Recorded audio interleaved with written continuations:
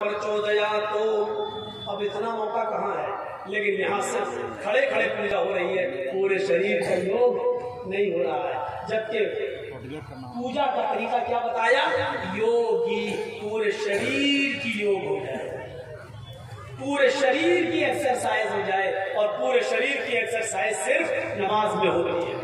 अब कुछ हिंदू भाई करने लगे साष्टांग। साष्टांग जानते क्या करते हैं?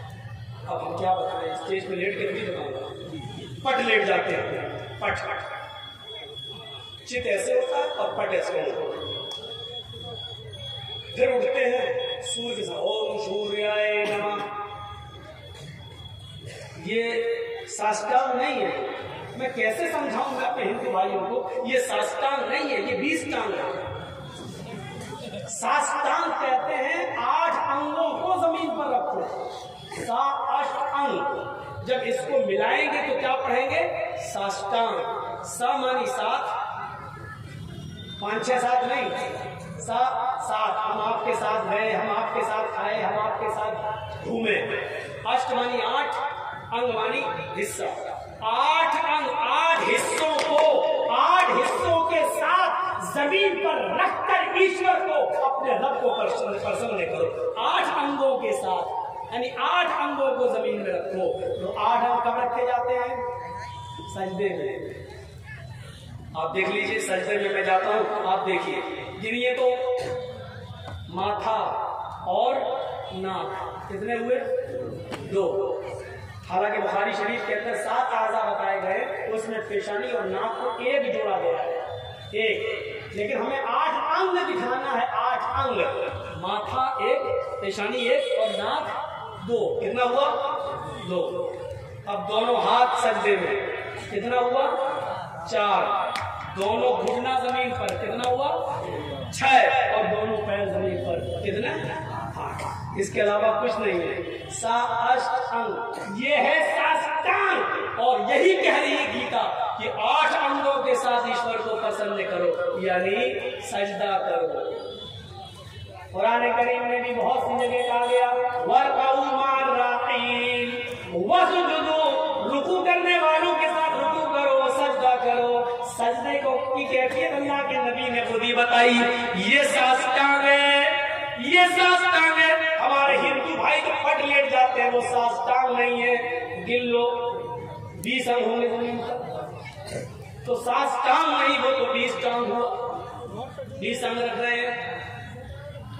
योगी जब पूजा के लिए, ईश्वर की भक्ति के लिए खड़े हो तो पूरे शरीर का योग कर लो।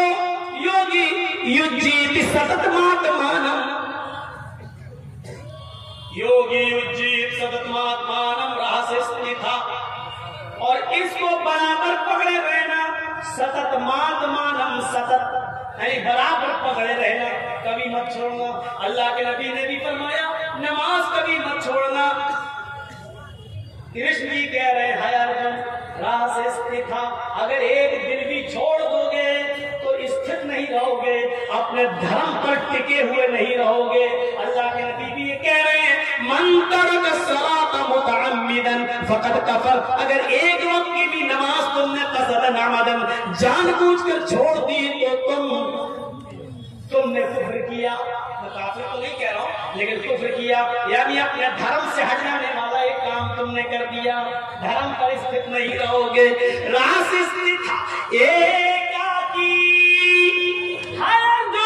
जब ईश्वर की पूजा करने के लिए खड़े हो एकाकी, तो एक तरफ अपना चेहरा कर लो, इधर उधर मत देखो। एकाकी, एक ईश्वर के सामने खड़े हो जाओ, एक तरफ अपना चेहरा कर लो, यज्जतात्मा, और अपनी आत्मा को उसी तरफ लगा दो, इधर उधर मत देखो। देखिए, हिंदू धर्म में सीने पे हाथ रख लो, हमारे यहाँ पर भी ये सीने पे हाथ रख लो। हिंदू धर्म ऐसे कर लेते हैं भाई, और हम लोग ऐसे रख लेते हैं। सीने पे वो भी रखते हैं, सीने पे हम भी रखते हैं, वो जोड़ लेते हैं, रख लेते हैं, फर्क इतना है। अब देखिए समानता क्या है। एकाकी, एक तरफ अपना चेहरा कर लो, ये आत्मा, और अपनी आत्मा को, अपने दिल को उसी तरफ लगा दो, सिर्फ एक अल्लाह की तरफ अपना दिल लगाओ। यानी नमाज के बारे में जब पढ़ो तो इधर उधर मत सोचो, यहाँ तो सारी बातें नमाज में याद आती है। एक इमाम साहब नमाज पढ़ा रहे थे, 4 रकात नमाज पढ़ाने के बाद सलाम फेरा तो एक मुक्तदी खड़े होकर कहने लगा, इमाम साहब आज आपने 3 ही रकात पढ़ाई। इमाम साहब कहते नहीं मैंने 4 पढ़ाई। वो कहता नहीं आपने 3 पढ़ाई। इमाम साहब ने और नमाजियों से पूछा, सारे नमाजी कह रहे नहीं 4 पढ़ाई। इमाम साहब को गुस्सा आ गया, उस आदमी से कहने लगे सारे लोग कह रहे 4 पढ़ाई, तू अकेला कह रहा 3 पढ़ाई, तेरी बात मानूंगा सबकी। बोला मेरी। क्यों तुम्हारी बात क्यों मानू? उसने कहा मैं सच बोल रहा हूँ। तो ये सब झूठ बोल रहे हैं। कहाँ सब झूठ बोल रहे हैं? तू अकेला सच बोल रहा। अच्छा दलील क्या थी? कहने लगा इमाम साहब आप हमेशा 4 रकात पढ़ाते थे, मेरी 4 दुकानें हैं, मैं हर एक रकात में एक दुकान का हिसाब जोड़ लेता हूँ। 4 रकातों में 4 दुकानों का हिसाब जोड़ लेता था। आज मैं 3 ही का जोड़ पाया, इसलिए मैं कह रहा हूँ 3 रकात पढ़ाई। ये हमारी नमाज है। कोई नहीं मिला मस्जिद में अच्छा सा इमाम रखने की ताकत नहीं है। हमारे पास इतना पैसा ही नहीं कि अच्छे से आलिम को रखे, इमाम को रखे। बस गाड़ी चल रही है, कोई साहब आ गए, ये हज करके आए, इनको खड़ा कर दिया मस्जिद में नमाज पढ़ाने के लिए। अब इमाम साहब नमाज पढ़ा, अल्लाह अकबर, हाजी है आलिम नहीं है, हाफिज नहीं है। अब जानते हो तिलावत कैसी हो रही? अल्हम्दुलिल्लाह रब्बिल आलमीन अर्रहमानिर रहीम, ये पढ़ा जा रहा है और हम पढ़ रहे हैं उनके पीछे नमाज। अब वो पढ़ अल्हम्दु, अरे अब पढ़ना क्या चाहिए? अल्हम्दुलिल्लाहि अल्हम्दुलिल्लाहि रब्बिल आलमीन। अब वो क्या पढ़ रहे हैं? अल्हम्दुलिल्लाहि रब्बिल आलमीन अर्रहमानिर रहीम। ये लीजिए हम पढ़ रहे हैं। पूरा गांव मिलकर एक इमाम की तनख्वाह मुतय्यन नहीं कर सकता है। एक अच्छा सा कारी, एक अच्छा सही हाफिज नहीं रख सकता है। जो आया उसको पढ़ा दिया, आगे बढ़ा दिया। जाहिलों के हाथ में जब दीन की बागडोर दोगे तो यही होगा। शायद आपने सुना होगा एक दरिया के किनारे 4 आदमी मछली का शिकार कर रहे थे और 4 जाहिल थे। नमाज का टाइम हो जाता है, एक ने कहा चलो सब लोग नमाज पढ़ लें। नदी के पानी से वुजू बनाया और एक को इमाम बना दिया और 3 आदमी उसके पीछे नमाज पढ़ने लगे। इमाम साहब कहते किबला तो मालूम नहीं है कहाँ है। किसी ने मशवरा दिया कि इसी दरिया को किबला बना लो। नदी की तरफ ही मुंह करके नमाज पढ़ने लगे। इमाम भी जाहिल, मुक्तदी भी जाहिल। इमाम साहब ने कहा अल्लाहू अकबर। इमाम साहब की किरात शुरू हो गई। जोहर की नमाज में जोर जोर से तिलावत होने लगी। अब जोहर में तो जोर से होती नहीं, लेकिन जोहर में जोर जोर से होने लगी। जाहिल का अल्हम्दुलिल्लाहि रब्बिल आलमीन अर्रहमानिर रहीम मालिकि यौमिद्दीन इय्याका नअबुदु व इय्याका नस्तईन इहदिनस सिरातल मुस्तकीम कहने वाला था, मुस्तक गाड़ी सही चली। इहदिनस सिरातल मुस्तकीम इतना ही पढ़ पाया। इतने में नदी में एक मछली ऐसी उठी और उछल के जंप लगा के फिर नदी में घुस गई। जंप लगाया नदी में घुस गई। इमाम साहब की नजर मछली पे पड़ गई है। अब इमाम साहब ने उस मछली को देखा, इहदिनस सिरातल मुस्तकीम दरिया खड़बड़ थी। अब इमाम साहब उसी में जा रहे हैं, इहदिनस सिरातल दरिया खड़बड़ थी। अरे दरिया में क्या चीज खड़बड़ कर रही है? अब पीछे जो 3 मुक्तदी लगे थे उनमें से एक बोला, अरे इमाम साहब क्या कर रहे हो? अरे मछली होगी या कछुआ, आप नमाज पढ़ाई, आपको क्या पता? दूसरा बोला, इमाम साहब चुप रहिए, नमाज में बोला नहीं जाता। खुद बोला। क्या कह रहा दूसरा? इमाम साहब नमाज में बोला नहीं जाता। तीसरा जो था चुपचाप, जो आखिरी बचा, कहता अल्लाह तेरा शुक्र है कि मैं नहीं बोला। अब आप अंदाजा लगाइए कि जब जाहिलों के हाथ में दीन की बात बोलोगे तो यही होगा। इमाम भी जाए, मुक्तदी भी जाए। इमाम साहब पढ़ते पढ़ते कहने लगे दरिया खड़बड़ चीज, दरिया में क्या खड़बड़ आ रही है? दूसरा बोला मछली होगी या कछुआ, आपको क्या पता? दूसरा बोलता है बोला नहीं जाता नमाज में, चुप रहो। तीसरा बोला अल्लाह तेरा शुक्र है, लाख लाख के मैं नहीं बोला। चारों बोल दिए और सब समझ रहे हैं कि मेरी बात। ये हमारी नमाजों का हाल है। गीता कहती है चित्तात्मा, अपने दिल को अपनी आत्मा को उसी अल्लाह की तरफ लगा दो। इधर उधर मत देखो, अपना दिमाग अपनी आत्मा अपनी रूह अल्लाह की तरफ लगा दो। ये चित्तात्मा अल्लाह के नबी ने भी फरमाया वाअबुदुल्लाह, ऐसा ही है अंताखुदा कि तुम अल्लाह की इबादत इस तरीके से करो, इस तरीके से करो कोई कि तुम अल्लाह को देख रहे हो। इस तरह तुम अल्लाह की इबादत करो कि गोया कि तुम अल्लाह को देख रहे हो। फ़इल्लम तकुन तरा फ़इन्नहु यराक, अगर ये ना सोच सको कि तुम अल्लाह को देख रहे हो तो ये तसव्वुर कर लो कि वो अल्लाह हमें जरूर देख रहा है, वो अल्लाह हमें जरूर देख रहा है। ये तसव्वुर अपने अंदर पैदा कर लो। इन सब तब आत्मा को अल्लाह की तरफ लगा दो। अल्लाह के नबी भी फरमाते हैं कि बिल्कुल हुजूर कल्ब के साथ अल्लाह की तरफ अपने दिल को लगाकर नमाज कायम कीजिए, नमाज पढ़िए, नमाज पढ़िए। फिर वेद क्या कहता है, गीता क्या कहती है, निराशीर, सारे देवी देवताओं से निराश हो जाना, ऊपर वाले से निराश मत होना, पर गिरा वही झोलियां भरता है, वही सब कुछ देता है। यही बात अल्लाह के नबी ने भी फरमाई, जो कुछ मांगना उससे मांगना, कोई तुम्हें कुछ नहीं दे सकता है। एक बद्दू, एक देहाती आया, अरे अल्लाह के नबी मुझे बहुत दूर जाना है, रास्ते में खतरनाक जंगल है, सूरज के डूबने से पहले पहले, सूरज छिपने से पहले पहले मुझे अपने गांव पहुंचना है।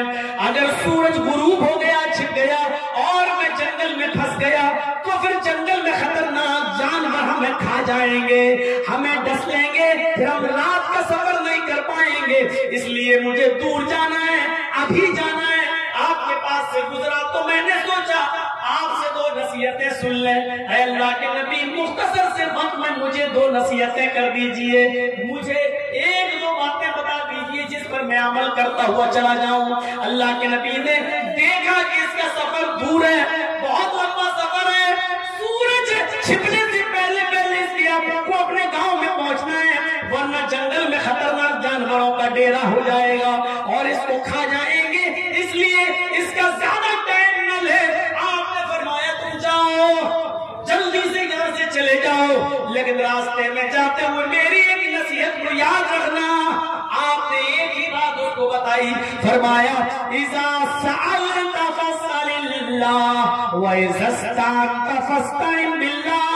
आए मेरे साथी, जब तुम जा रहे हो तो जाओ, लेकिन अगर सवाल करने की जरूरत पड़ जाए, किसी से मांगने की जरूरत पड़ जाए तो अल्लाह के सामने हाथ फैलाना, अल्लाह से सवाल करना। व इज़ा इस्तअनता फस्तइन बिल्लाह, अगर तुम्हें किसी से मदद लेने की जरूरत पड़ जाए तो एक अल्लाह से मदद तलब करना, अल्लाह के अलावा तुम्हारी कोई मदद नहीं कर सकता।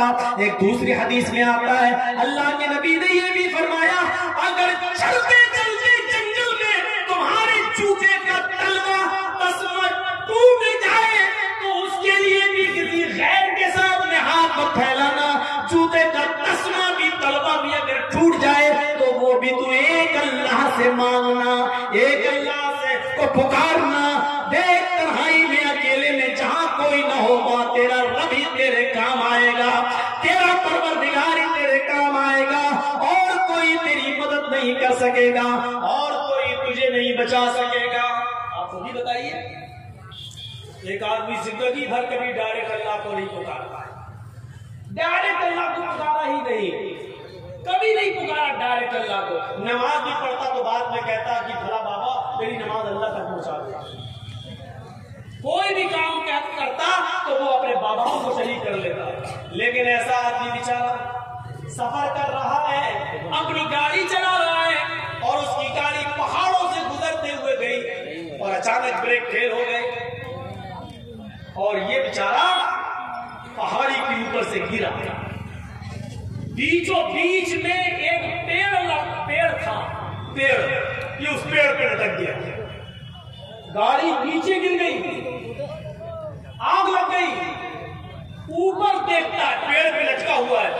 ऊपर देखता है तो इतना ऊंचा पहाड़ है कि चढ़ नहीं सकता, और नीचे झांकता है तो इतनी नीची खाई है, जमीन है कि छोड़ नहीं सकता। अब क्या करे, अब क्या करे? और कभी जिंदगी में डायरेक्ट अल्लाह को पुकारा ही नहीं है। आज कह रहा है, ऊपर देखता है, नीचे देखता है, बाप रे बाप, ऊपर चढ़ नहीं सकता, नीचे छोड़ दे तो हड्डी पसलियों का पता न चले। अब क्या कह रहा है?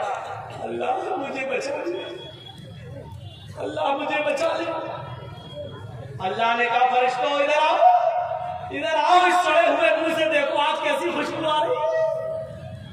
जिंदगी भर कभी डायरेक्ट मुझसे नहीं मांगा, डायरेक्ट कह रहा अल्लाह मुझे बचा ले। फरिश्तों ने कहा, अल्लाह मुझे तो आज भी दाल में काला नजर आ रहा है, ये दिल से नहीं पुकार रहा है तुझे, जरा इसका इम्तिहान ले ले। अल्लाह कह रहा है, अच्छा ठीक है, अभी इम्तिहान लेता हूँ। अब सुनिए, मैं एक इसकी आदत बता रहा हूँ, अभी मैं पूछना कौन सी हदीस में है, जरा गौर करना। जिसने डायरेक्ट कभी अल्लाह को न पुकारा हो, आज देखो कैसे फंसा। अल्लाह मुझे बचा ले। अल्लाह ने कहा, फरिश्तों इम्तिहान लेता हूँ। अल्लाह ने कहा, मेरे बंदे आज तूने मुझे पुकारा है, अल्लाह यहाँ कोई काम ही नहीं आ सकता, तू ही काम आ सकता। अल्लाह ने कहा, मेरे बंदे मैं बचा दूंगा तुझे, बचा देगा, लेकिन मेरी एक शर्त है पूरी कर। मरता क्या न करता, डूबते को तिनके का सहारा। कहता अल्लाह बताओ क्या शर्त है? एक क्या 20 शर्तें नहीं, बता मैं पूरी कर दूंगा, तू मुझे बचा ले बस। अल्लाह ने कहा 20 नहीं, एक शर्त पूरी कर दे। 20 करेगा, लड़का हुआ 20 शर्तें पूरी करेगा, एक शर्त पूरी कर दे मेरी। कहता अल्लाह जल्दी बता क्या तेरी शर्त है? अल्लाह ने कहा, बंदे मेरी शर्त ये है कि तू अपने दोनों हाथ छोड़ दे, मैं तुझे बचा लूंगा। ऊपर पकड़ा है, लटका है, नीचे देखता है, अल्लाह कह रहा तू छोड़ दे, मैं बचा लूंगा। और वो पकड़े हुए पेड़ नीचे ऊपर देखता, अल्लाह बात तो तेरी ठीक है, लेकिन शर्त बड़ी तगड़ी है। अगर मैंने छोड़ दिया तो नीचे जब जमीन पे गिरूंगा तो तू ये बता कि बचाएगा कैसे? अगर मैंने छोड़ दिया तो तू बचाएगा कैसे? फरिश्तों ने कहा, देख अल्लाह, मैंने पहले ही कहा था कि आज भी तेरे बंदे को तेरे ऊपर भरोसा नहीं है। अल्लाह कह रहा, बंदे मैं कैसे बचाऊंगा ये मैं जानता हूं ना, छोड़ना तेरा काम, बचाना मेरा काम। ना पहले तू बता कि बचाएगा कैसे। जिद करता गया, एक दिन गुजर गया, 2 दिन गुजर गया, 3 दिन गुजर गया, आयरन की कमी, प्यास की शिद्दत, भूख से निढाल, गशी आने लगी, ऑटोमेटिक हाथ छूट गए, गिरा जमीन पे, हो गई राम राम सब। जिंदगी में पहली बार अल्लाह को पुकारा भी तब भी दिल से नहीं पुकारा। और सुन लो, अहले हदीस का अकीदा यह है कि अल्लाह के बारे में ये सोचना भी शिर्क और कुफ्र है कि अल्लाह ये काम कैसे करेगा, अल्लाह कैसे ये काम कर सकता है, कैसे करेगा। वो इस वहम और गुमान से भी पाक है जो अल्लाह के बारे में ये सोच ले कि अल्लाह ये काम कैसे करेगा। सुन लो कि वो काफिर है, मुशरिक है। अल्लाह के बारे में ये अकीदा रखो, इन्नल्लाह अला कुल्ली शैइन कदीर, वो हर चीज पर काबिल है, उसके लिए कोई काम नामुमकिन नहीं है। ये नमाज दुनिया के हर मजहब से आता है। तीसरी चीज वतसूमा रमजान, रमजान के रोजे रखो। यहूदियों में आज भी रोजे, ईसाइयों में आज भी रोजे। और अल्लाह ताला ने कह दिया, या अय्युहल्लज़ीना आमनू कुतिबा अलैकुमुस्सियामु कमा कुतिबा अलल्लज़ीना मिन क़ब्लिकुम लअल्लकुम तत्तक़ून। ईमान वालो, ये रोजे हमने सिर्फ तुम्हारे ऊपर, आए मुसलमानों तुम्हारे ऊपर ही फर्ज नहीं किए, तुमसे पहले भी जितनी उम्मतें आई, तुमसे पहले भी जितने नबी आए, तुमसे पहले भी जितनी कौमें आई, मैंने उन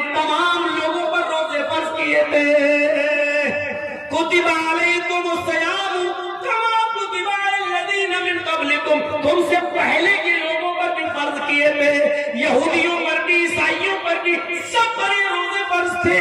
लअल्लकुम तत्तकून, ताकि तुम्हारे अंदर तकवा पैदा हो जाए, तुम्हारे अंदर अल्लाह का डर आ जाए। ये रोजे भी सारे धर्मों के अंदर है, आज भी है। हिंदू धर्म में बाकायदा कहा गया है व्रतधारी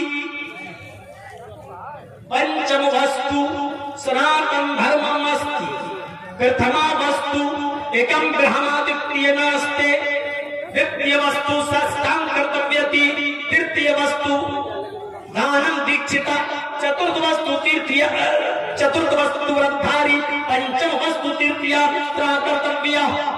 5 चीजें इस्लाम सनातन धर्म की बुनियाद है। उनमें से चौथी चीज बताइए, व्रतधारी, त्यागना, रोजा रखना, व्रत रखना, उपवास रखना, रोजा रखना। ये अलग बात है, किसी के यहाँ हफ्ते में 1 दिन का रोजा है, किसी में 1 महीने का रोजा है, किसी ने महीने में 1 दिन का रोजा है, किसी के अंदर मंगल और जुमेरात का रोजा है, किसी के यहाँ ये है कि आप 24 घंटे तक कुछ नहीं खा सकते हो, कुछ नहीं पी सकते, और किसी की यहाँ ये है सुबह सूरज निकलने से पहले, सुबह सादिक से पहले सहरी कर लीजिए और शाम को सूरज के डूबने के बाद ही कुछ खा पी सकते हो, उससे पहले नहीं। और किसी धर्म के अंदर ये है कि तुम अन्न न खाओ, बाकी यह सब खा सकते हो, यानी दूध पी सकते हो, शहद खा सकते हो, जूस पी सकते हो, लेकिन रोटी नहीं खा सकते हो, चावल नहीं खा सकते हो, आम, केला, फल फ्रूट सब खा सकते हो, सिर्फ दाल, चावल, रोटी, सब्जी ये नहीं खा सकते हो। किसी धर्म के अंदर ये है, लेकिन रोजा सब है। दानम दीक्षिता, तीसरी चीज क्या है, ज़कात दो। ये ज़कात भी दुनिया के हर मजहब के अंदर पाई जाती है। ईसाइयत में दुनिया तक कह दिया गया है, ईसाइयों के अंदर जब तक तुम अपनी सारी दौलत गरीबों में नहीं लुटाओगे, तुम जन्नत के अंदर नहीं जा सकते, तुम पैराडाइज में, स्वर्ग में नहीं जा सकते। हिंदू धर्म में कहा गया दानम दीक्षिता, तुम दान दो, जब तक खैरात नहीं करोगे, दान नहीं दोगे, तुम एक अच्छे नागरिक नहीं बन सकते हो, एक अच्छे इंसान नहीं कहला सकते हो। अपने लिए तो सब जी लेते हैं, बेहतर यह है कि तुम दूसरों के लिए भी जियो।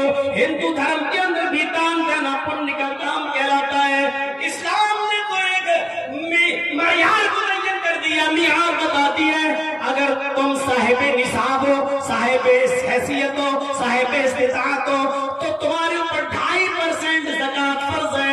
100 रुपए में 2.5 रुपए, 40 रुपए में 1 रुपया, 1000 में 25 रुपए, 1 लाख रुपए में 2500 रुपए, 2500 रुपए तुमसे लिए जाएंगे और गरीबों और मिस्कीनों में लिए जाएंगे, या अमीरों से लेकर गरीबों में तकसीम किया जाएगा। ये ज़कात का तसव्वुर भी इस्लाम के अंदर है और दुनिया के हर मज़हब के अंदर है। আসসালামু আলাইকুম। আপনারা যাওয়ার সময় হাত ছেড়ে যাবেন, ছেলে পেলে গেলে গেল চাদর নিয়ে যাওয়ার সময় যার যা আছে বাহির করে দিবেন, ভাই আমার और तीर्थ यात्रा कर्तव्य। और यहाँ इस्लाम ने चौथी 5वीं चीज बताई, खाने काबा की ज़ियारत करो। हज भी है, हर धर्म के अंदर है, ये अलग बात है कि उनका तौर तरीका अलग है। हिंदू धर्म में भी कहा गया तीर्थ यात्रा कर्तव्य, गंगा जलेश भवती। तुम अपने पाप को, गुनाहों को मिटाने के लिए किसी ऐसे पवित्र शहर चले जाओ और वहां गंगा में स्नान कर लो। गंगा जलेश भवती, गंगा में स्नान कर लो, तुम्हारे सारे पाप मिट जाएंगे। पवित्र शहर चले जाओ और गंगा में स्नान कर लो। गंगा में स्नान करने का मतलब क्या है? गंगा में स्नान करने से गुनाह नहीं मिटते, माफ कीजिएगा। कोई आदमी डुबकी लगा ले तो गुनाह मिट जाएंगे? नहीं। गंगा जलेश भवती का मतलब ये है कि किसी पाक शहर चले जाओ जहाँ गंगा का पवित्र जल मौजूद हो। हम लोग मक्का जाते हैं, पवित्र शहर है, गंगा का पवित्र जल मौजूद हो, वहां चले जाओ, वहां ज़मज़म मौजूद है, वहां ज़मज़म मौजूद है। इसलिए कहा गया न ज़मज़म पीने से गुनाह मिटते हैं, न ज़मज़म के पानी से नहाने से गुनाह मिटते हैं, बल्कि ये कहा जा रहा है गंगा जलेश भवती। जिस शहर में गंगा है यानी ज़मज़म है, उस शहर में चले जाओ, यानी हज कर लो।